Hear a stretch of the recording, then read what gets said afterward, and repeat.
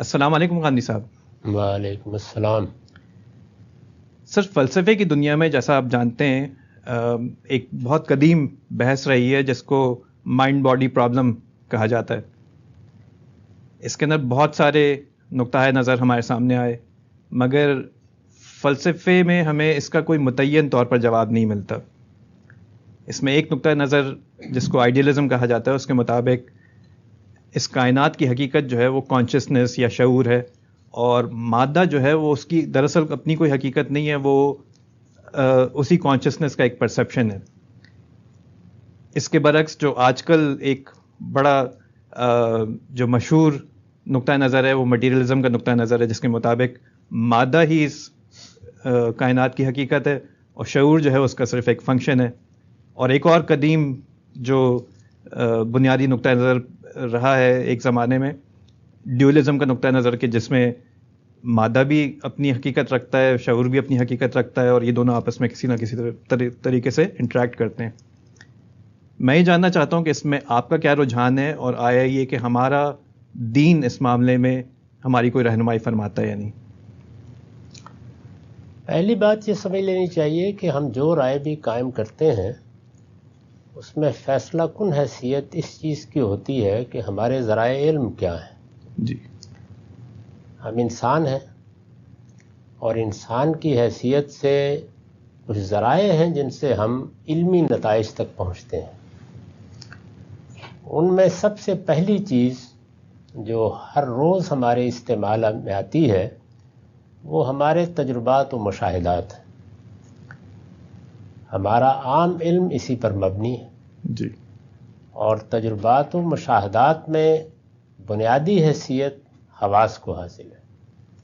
اللہ تعالیٰ نے ہمیں آنکھیں دی ہیں، ان سے ہم دیکھ سکتے ہیں، کان دیے ہیں، ان سے ہم سن سکتے ہیں، ہاتھ دیے ہیں، ان سے ہم چھو سکتے ہیں۔ یہ علم بالحواس ہے جس کی صلاحیت کو بڑھانے کے لیے ہم نے بہت سے آلات بھی ایجاد کر لیے۔ جی، اگر ان تمام آلات پر آپ غور کریں تو وہ ہماری صلاحیت کو بڑھانے کا کام کرتے ہیں، یعنی اس سے زیادہ کچھ نہیں کر سکتے۔ جی، وہ آلات ہمیں کوئی نئے حواس نہیں دے دیتے، جی، بلکہ جو اللہ تعالیٰ نے ذرائع دیے ہیں ان کی قوت اور صلاحیت کو بڑھا دیتے ہیں۔ بالکل۔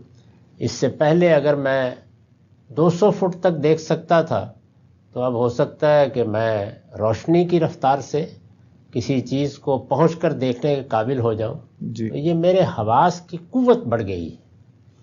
تمام سائنس اپنے ایجادات اور اکتشافات کے ساتھ یہی کچھ کر رہی ہے بنیادی طور پر۔ بالکل۔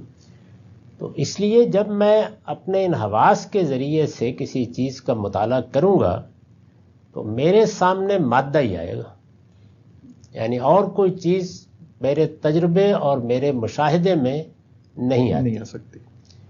میں کسی جگہ گفتگو کروں گا، کوئی نتیجہ بیان کروں گا، کسی معامل میں کوئی تجربہ کروں گا تو نتیجہ ہی نکلے گا۔ میرے تجربات اور میرے مشاہدات وہ زیادہ تر مجھے مادی دنیا ہی سے متعلق کرتے ہیں۔ خود میرا اپنا وجود بھی اگر آپ غور کر کے دیکھیں تو اپنے ظاہر کے لحاظ سے ایک مادی وجود ہے۔ بالکل۔ اب تو ہم یہ جانتے ہیں کہ وہ کیا عناصر ہیں جن کی ترتیب و تالیف سے زندگی پیدا ہو جاتی ہے۔ یہ نہیں جانتے کیسے پیدا ہوتی ہے، لیکن ان عناصر سے ہم واقف ہیں جی، کہ یہ 6 عناصر ہیں، ان کی ترتیب و تالیف زندگی کا باعث بن جاتی ہے۔ بالکل۔ تو ہم بھی ایک لحاظ سے اگر دیکھا جائے تو ایک مادی وجود ہے، کائنات کی نوعیت بھی یہی ہے۔ تو جب انسان تجربے اور مشاہدے کو حتمی حیثیت دے گا اور تجربے اور مشاہدے میں وہ طریقہ اختیار کرے گا جو ہمارے حواس کرتے ہیں، جنہیں ہم لے کے آئے ہیں، جی، تو اسی نتیجے پر پہنچے گا جو آپ نے بیان کیا کہ اصل مادہ ہے۔ اس میں البتہ معلوم نہیں کس طرح حیات پیدا ہو جاتی ہے، یہ بھی ابھی کچھ نہیں جانتے ہم کہ کیسے پیدا ہوتی ہے، جی، اور پھر اس سے آگے یہ بھی نہیں جانتے کہ وہ حیات باشعور کیسے ہو جاتی ہے۔ بالکل۔ بنیادی سوالات انسان کو جو درپیش ہیں وہ 3 ہی ہیں۔ مادہ کہاں سے آیا ہے، مادے میں حیات کیسے پیدا ہوتی ہے، حیات کیسے باشعور ہو جاتی ہے۔ تو تو ان تینوں سوالات کے جواب میں ابھی تک ہمارے تجربے اور مشاہدے نے کوئی رائے قائم کرنا تو ایک طرف، کوئی قدم اٹھانے کی بھی صلاحیت حاصل نہیں کی. ہم کچھ بھی نہیں جانتے اس میں. ہم جو کچھ اس وقت سائنسی طور پر بھی جانتے ہیں وہ مادے کے وجود میں آنے کے بعد اس میں کیا تبدیلیاں آ رہی ہیں اور کس طرح آ رہی ہیں ان کا مطالعہ ہے. بالکل. تو مادہ کہاں سے آتا ہے، مادے میں حیات کیسے پیدا ہوتی ہے، حیات میں شعور کیسے آتا ہے، یہ دنیا ابھی ہمارے لیے بالکل ایک بھید اور ایک سر ہے. ہم اس کو نہیں کھول سکیں. تو ایسے ہی ہوگا. اسی طرح سے اگر آپ تخیل کی کار فرمائی دیکھیں گے تو آپ اس نتیجے پر پہنچیں گے کہ میرے باطن میں ایک اور شخصیت بستی ہے. جی. وہ شخصیت آپ اسے نفس کہیں یا قدیم یونانی تعبیر میں روح کہیں، وہ اپنا احساس دلاتی ہے اور پھر کچھ باطنی حواس ہیں جو اس کو محسوس کرتے ہیں. دکھا نہیں سکتے، آپ کو تجربہ نہیں کرا سکتے، لیکن میں اپنے تجربے کی کیسے نفی کر دوں. بالکل.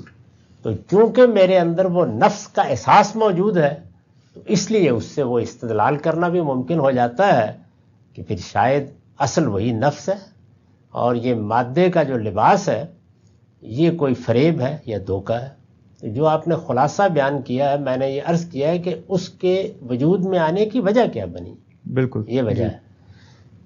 تو اس میں انسان کسی نتیجے پر نہیں پہنچ سکتا. ادھر سے شروع کرے گا تو ایک نتیجہ نکلے گا، ادھر سے شروع کرے گا تو ایک دوسرا نتیجہ نکلے گا.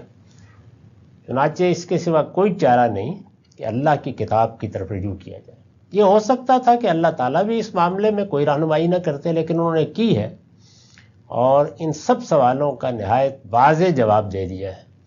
یہ بتا دیا ہے کہ یہ مادی کائنات جس کو تم دیکھتے ہو یا تمہارا مادی وجود، یہ کوئی فریب نہیں ہے، یہ بالحق پیدا ہوا ہے، اس کی اپنی حیثیت ہے اور جس طرح سے ہم باقی چیزیں پیدا کرتے ہیں ہم نے اس کو بھی اسی طرح وجود بخشا ہے.